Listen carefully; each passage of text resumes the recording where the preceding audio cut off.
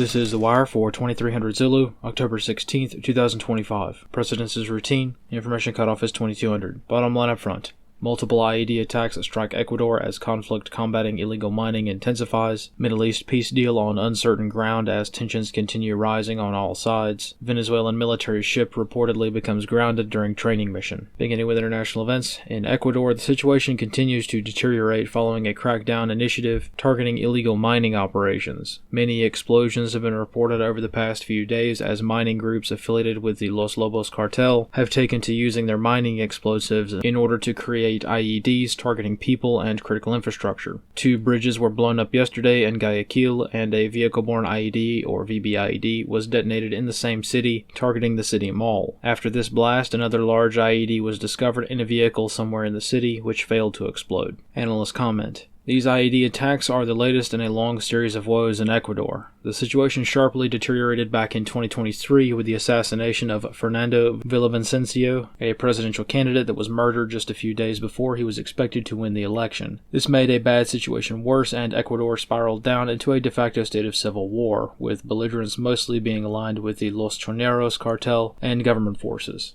Over the past few months, prison riots, mass killings via gangs, and now IED blasts have become more common. The connection as to why this matters to the U.S. is that back in 2018, one of the main power players in Ecuador was the Tren de Aragua criminal syndicate. In Venezuela, yesterday a Venezuelan naval vessel ran aground off the coast while conducting a training mission. The ARV Capana, an amphibious landing ship, was observed by locals running aground on a sandbar, which resulted in her becoming stuck for a few hours. In the Middle East, the situation has remained both tense and chaotic as the return of captives remains to Israel, and various other developments continue to be a sticking point for lasting peace. Hamas officials have stated that there aren't any more remains that they can get to at the moment, which has caused tension. Analysts comment. Major offensives remain tabled by both sides for now. However, Hamas has conducted many mass executions of alleged collaborators and/or spies, which has drawn the ire of President Trump, who went as far as to threaten direct American intervention in Gaza, comments which he reversed course on during a later press call. While that possibility is probably more of a knee-jerk threat than anything, after all, Hamas executing their own people for allegedly being spies doesn't really violate the peace agreement itself. Nevertheless, no one is out of the woods yet on this accord, and the situation can certainly flare back up into a big problem once again at the slightest provocation by any party.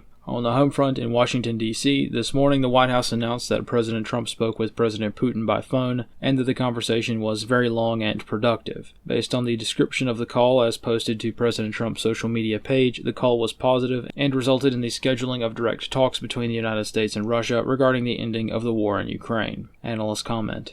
The implementation of higher-level direct talks with Russia is a positive sign, which has come about after weeks of decreasing relations regarding the war. The implementation of these talks also casts a bit of doubt on President Trump's previous statements regarding pushing Ukraine to conduct more offensives. Lately, there's been a lot of talk on the war by everyone involved, so it's anyone's guess as to whether or not all parties are interested in settling this war, but this will be a situation to monitor closely as the talks continue. Analyst comments for this wire. As one might expect, Venezuela has not acknowledged the Capana incident, nor are they likely to do so. Due to the nature of the information, at the moment all we have to go on is the standard shaky cam footage provided by eyewitness observers, along with some aerial footage which does seem to show the vessel sitting lower in the water than she normally would. Considering that embarrassing incidents like this are often played up for effect by Venezuela's adversaries, the reports that this vessel has sunk are probably not true, at least not yet. Nevertheless, this does highlight the high-stakes nature of the fight, should war be the chosen course of action. As comedic as it sometimes is to see a nation flounder their opportunity to act tough, Venezuela is indeed preparing for war at a breakneck pace. Many coastal roads have been fortified to prepare for amphibious landings, and many border crossings are now impassable due to checkpoints. Clearly, Venezuelan naval forces think they have a chance, and various army units have also been featured on local TV stations,